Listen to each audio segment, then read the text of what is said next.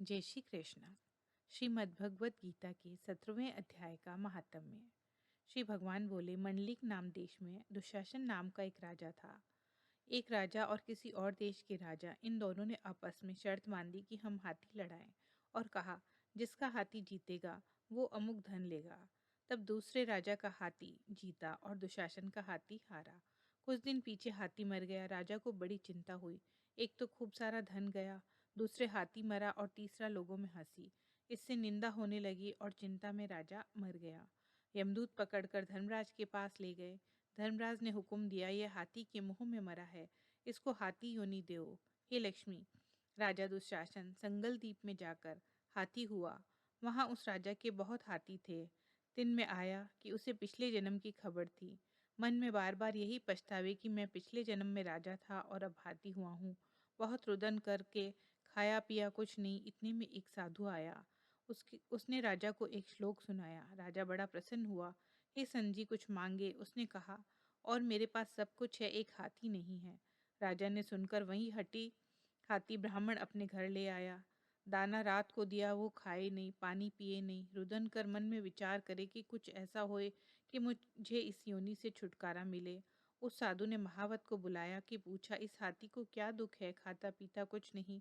महावत ने कहा, इसको कुछ रोग नहीं है। तब साधु ने राजा से कहा कि हाथी खाता पीता कुछ नहीं, बस रुदन करता है। यह सुनकर राजा आप देखने को आया। राजा ने भले भले वैद्य बुलाए और महावत को भी हाथी दिखाया।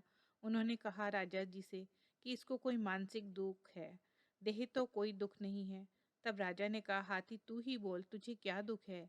परमेश्वर की शक्ति से मनुष्यों की भाषा में हाथी ने कहा, राजन तू बड़ा धर्मज्ञ है और ये ब्राह्मण भी बुद्धिमान है।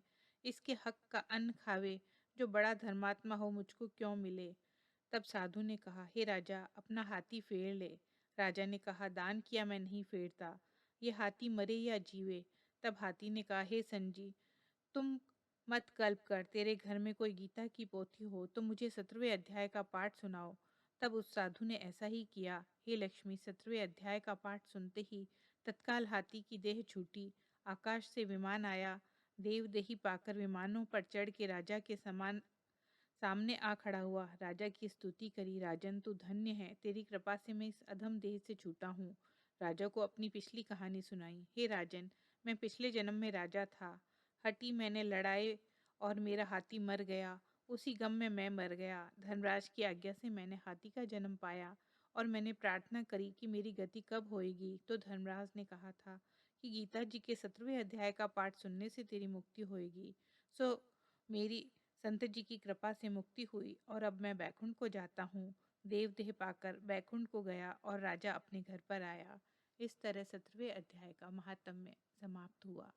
हरिओम तत्सत।